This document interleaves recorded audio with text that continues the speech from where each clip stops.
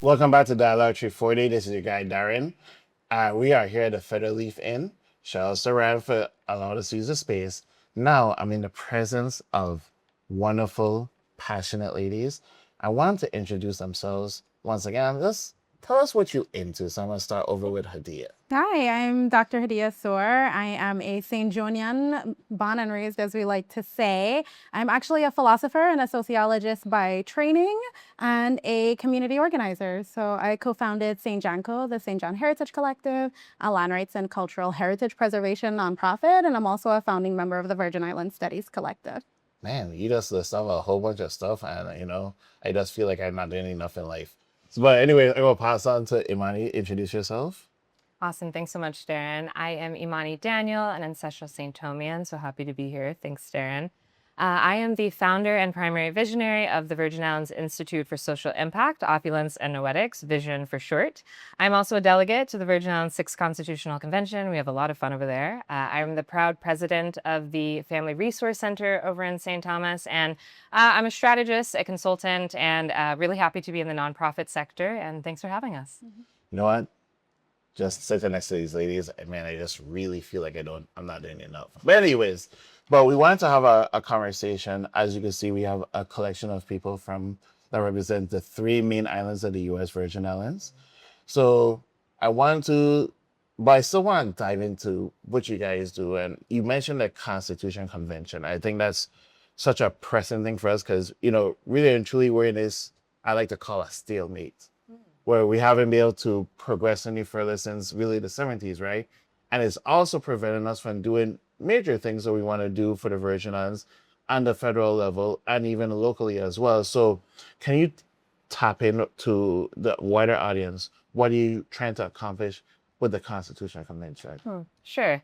So just a quick history lesson. I don't know if anybody remembers some VA history, but there was a congressional act passed in 1936 called the Organic Act, which structured the original government of the Virgin Islands. And then it was revised in 1954. And since then, we've had the same structure of government that was given to us by Congress. And so it was not designed by Virgin Islanders, and it was not designed to benefit Virgin Islanders. And under that framework, we've noticed that it's been really hard to have a productive government that functions well, that serves its people, and that gives autonomy and precedence to the individual needs of the individual islands or even of smaller parts of those islands. And since the late 60s and early 70s, the Virgin Islands has been on this really phenomenal, interesting quest of self-determination through 5 previous constitutional conventions. And, I really implore you to dig into their lore. There's lots of really interesting reasons why they were, I don't want to say unsuccessful because we got good things out of each of them, but why they didn't pass. And so now we were on the 6th Constitutional Convention, and we were sworn in January of 2025. And we spent all of last year drafting what I believe is the best constitution in the world. And I just say that because we are the first and only digital constitutional convention in the world. So we had tools like AI and Zoom and Google Docs to track all of our changes and amendments. And we were able to invite the public in virtually. And so it's just a new way of looking at governance that I think has led to a really cool product. And so right now where we are is our draft is in legal counsel. They're going to look at it to make sure that we haven't offended the federal government too much and, done things in a legally sound way. And once we get that back and can review it in committee, we will release it to the public. And I hope we can do that sometime around June or so. And between June and January of next year, it is all fair game for feedback from the public. And to me, that's the most important part of this process. And for the first time ever, the public gets to give feedback before it goes to Congress. Usually a convention would draft a document, it'd go to Congress, and then they'd be like, here, what do you think? Do you want to vote on it? And, this convention thought it was important enough to have the legislature last year, I think it was last October, to amend the law that had called us to switch that.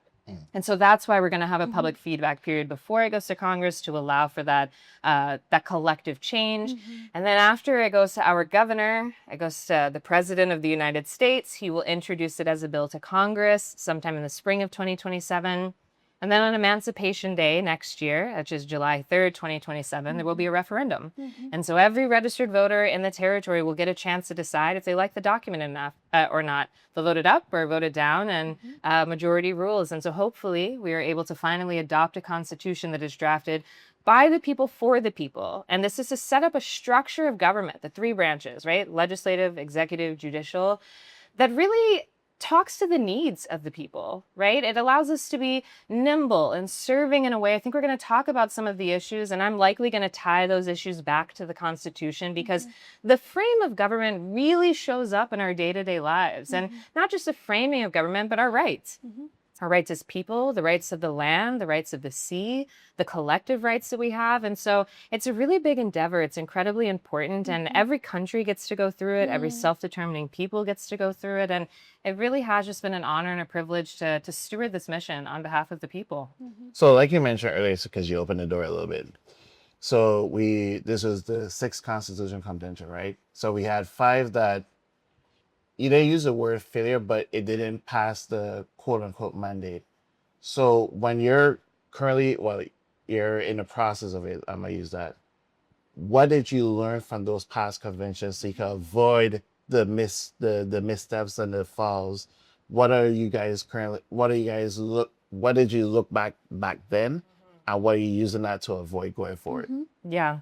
Thanks for that, because, the first 5 conventions had some brilliant Virgin Islanders on it. The story of political activism from 1917, and even before, in the Virgin Islands is one of the most, in my opinion, inspiring stories in the world. And, when you look at the first 5 drafts, you can see the very direct evolution. They're very similar. You can see where they were building upon itself and learning itself. And I think, again, because of the digital age that we were in, we were able to take a step back and kind of completely redraft. Now, of course, we looked at the 5th. We did bring some things forward from the 5th specifically, but times have changed. The 5th was called in, I think, 2007. That's before the financial crisis. That's before these hurricanes. That's before COVID, right? That's before globalization, before Me Too, right? So there's all of these things that have really changed the perspective and needs of people. And then specifically in the Virgin Islands, it's before the closing of Hess and Hovenza, right? That is true. That's before this huge boom of tourism that we're seeing in St. Thomas, and before like the real degradation of the WAPA system that we're seeing over in our district as well. And so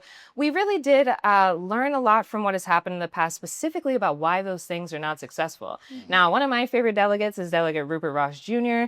He's our eldest delegate. He was president of the 4th Constitutional Convention. And sometimes Delegate Rudele Hodge Jr. and I, who are like kind of these 2 young millennial renegades, like to get a little too ahead of ourselves, a little too futuristic. And he does a really brilliant job of gracefully bringing us back in and reminding us of who our people are and where they might not be ready to push so far forward, and how we can maybe baby step our people through political maturity and things that just didn't work in the past. And hey, they might work now, but that guidance is priceless. And the intergenerational collaboration that we're seeing on the Constitutional Convention, I don't think they've seen that before. And so that's one of the reasons I think we'll be successful this time. Okay. So I also wanted to add this part, right? There are some people who are proponents of adapting the current Organic Act and pushing that through. What would you say to the proponents of that? How would you say, hey, come over to our side and this is what you should consider? I want to give that to you. Yeah, so there's a totally valid strategy there, right? The first hurdle is to get this thing approved by Congress, right? Congress wrote the Revised Organic Act, and so they've already approved it. And so that is getting over the first hurdle quite easily. My response to that is that I just believe in self-determination, and I believe in the future of the Virgin Islands.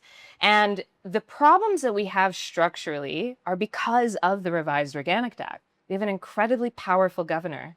We have a very interestingly unicameral structured legislature that was designed by a man in Nebraska. We have a very new court system, a very new judiciary. And none of these things, in my opinion, work to the benefit of Virgin Islanders.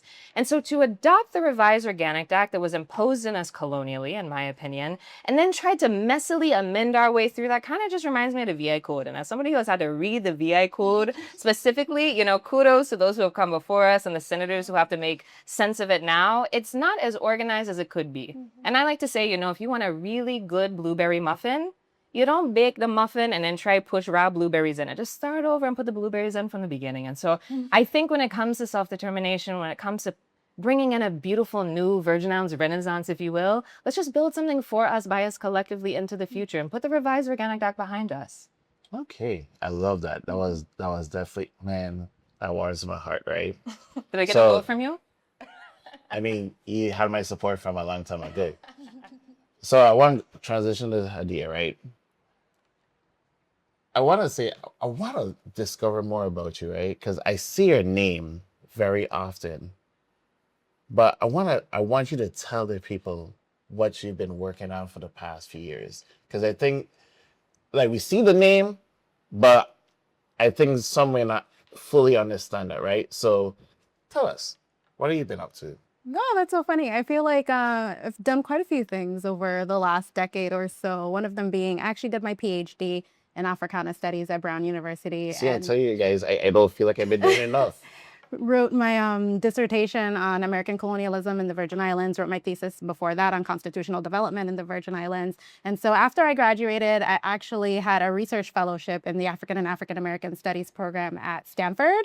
And so I used to teach on race, on colonialism, on climate justice in the Caribbean. Wait. I don't want you to bypass that. What do you mean by teach? I was a researcher at Stanford University. See, I want you to make sure you say that because I think this is where it brings forward the mystique a bit more. Does it? Yeah, because I'm impressed. Like Stanford, like we talking Ivy League here. Oh, Brown's the Ivy, Stanford is Ivy adjacent. Yes. And so I'll say that I had a lot of fun actually teaching my students. I thought they were brilliant, they were sharp. I actually also had the pleasure of coming home to the Virgin Islands while I was doing my field work. And so I was also teaching at the University of the Virgin Islands. I taught Intro to Sociology. I also taught a class on, I want to say, race.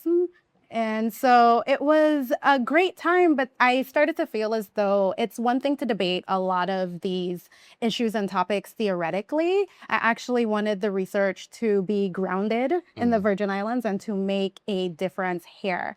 And so when the pandemic hit, I actually came back to the Virgin Islands. I continued teaching classes at Stanford virtually. And I decided when the pandemic was winding down that I actually wanted to stay in the Virgin Islands. And so my cousin, Kurt Marsh Jr., had returned home similarly as he had completed his training in architecture. And we were frustrated by what St. John looked like at that time. And so that was a moment where housing is, of course, not affordable on St. John. Our land prices are high. Our cost of living is high. Our WAPA outages are perhaps a bit more acute on the island of St. John. We know that when you grow up on St. John, if you go to public school, you have to take the ferry to go to St. Thomas. And so many of our peers weren't returning home to the Virgin Islands and didn't feel like there was a viable life for us in the Virgin Islands. And so we actually started out working as a subcommittee of the Virgin Islands Unity Day group, which really advocated to address unfair taxation in St. John, given the fact that over 2/3 of the island is national park that really impacts and drives inflation, but it also drives our taxes. And we decided to branch off from the VI Unity Day group, and that's how we created St. Johnco, the St. John Heritage Collective. And so we're a land rights and cultural heritage preservation nonprofit. We've run education programming, we've done educational work, we've done a lot of advocacy work. We just fundamentally believe that if you want to be able to preserve culture, you have to be able to afford to live in the place that you love. And so simultaneously, a lot of that cultural work I continued to do as a scholar.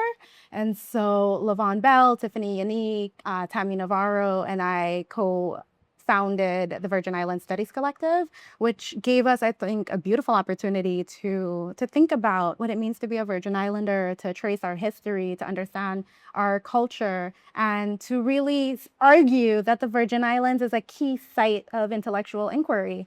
We have a robust revolutionary history, and we have a robust intellectual history, and we wanted to treat that with the level of rigor that it deserves. And so it continued to do work in the territory by way of those two organizations, and I think that it's given me a lot of opportunities to do advocacy with my fellow Virgin Islanders around issues that really matter to us. So I wanted to go tap in more to that St. John's site because unfortunately, St. John's gets swallowed up unfortunately, in the district of St. Thomas. Also, St. Croix kind of overshadows it as well. To the worldwide audience, can you tell what it is to be a St. Jonian? Like, can you give us the historical aspect and then bring it back to modern day right now? Yeah, I love this question in part because it's in some ways really complicated, right? To offer in a quick soundbite, like the wider Virgin Islands, we historically had a plantation system. We were under Danish colonial rule. I think one of the things that's been really beautiful about our history is our revolutionary spirit. And so in 1733, our ancestors led one of the first uprisings against slavery in the Caribbean region. It predates, of course, the Haitian Revolution. They maintained sovereignty, really, over the island of St. John for approximately 9 months or so before the Danes brought in reinforcements to help them quell that revolution. Of course, when the territory was purchased, we were also transferred to the United States of America. And we had a very, I would argue, like agrarian, self-sufficient lifestyle. We were really dependent on the water. We have a strong marine heritage and a marine industry that's been in our families for generations. I grew up, of course, in the marine industry. My parents have a ferry company, but also, you know, my great-grandfather was the first harbor master of St. John. And so in many ways, we have this strong relationship, not only to each other, but also to the land itself, to the sea itself.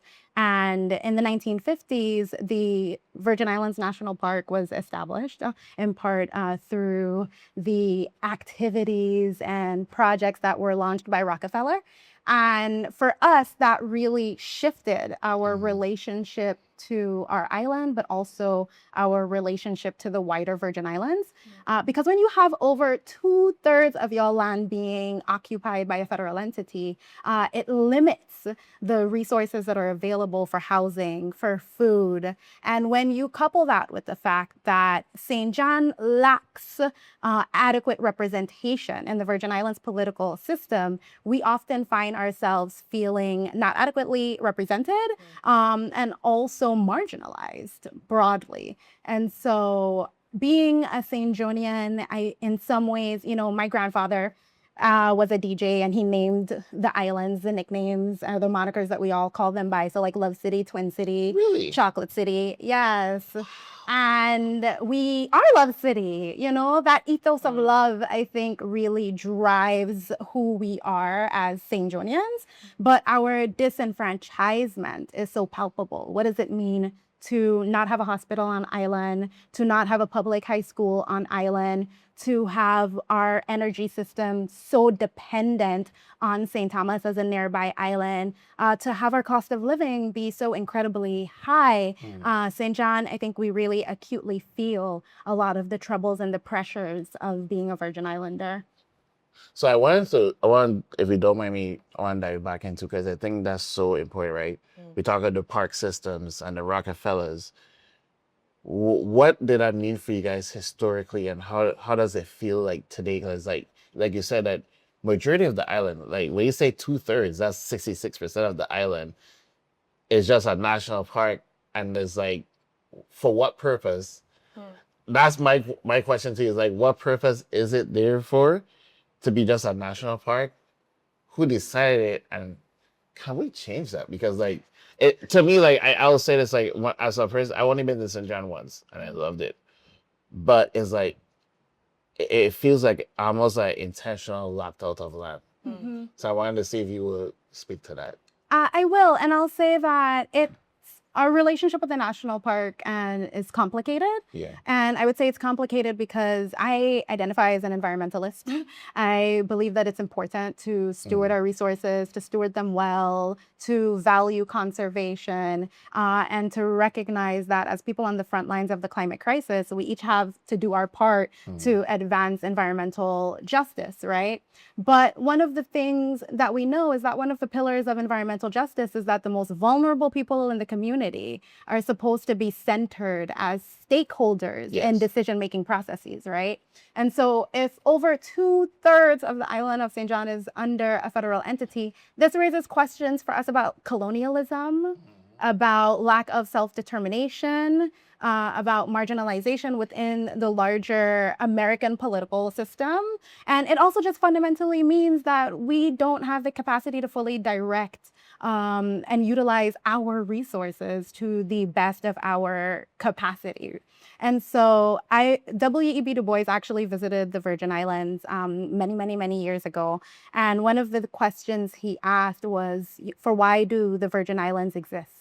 And he asked whether the territory exists for the pleasure of visitors, of Americans and Europeans. Should this be a playground for these people? Or does it actually exist for the well-being of everyday Virgin Islanders, right? Of nurses, of teachers, of postal workers. And the reason I'm bringing us back to this question is because I think that the question of our relationship to the national park is also a question about self-determination. It is a question about whose vision for our future directs our policies, our material realities, and our day-to-day life. And so I arguably would say that what is to be done with the Virgin Islands National Park as an entity is perhaps a separate question. I think that's something that we should all collectively discuss and decide together. But I think the larger question is, how can we co-create a Virgin Islands where St. Johnians can live well, where we can thrive, where we have a sense of self-determination, and that we have the dignity, the care, and the resources needed to actually direct our future. All right. We have so much to get into. I have more questions to get with both these lovely young ladies. But anyways, stay tuned. Come back to part 2.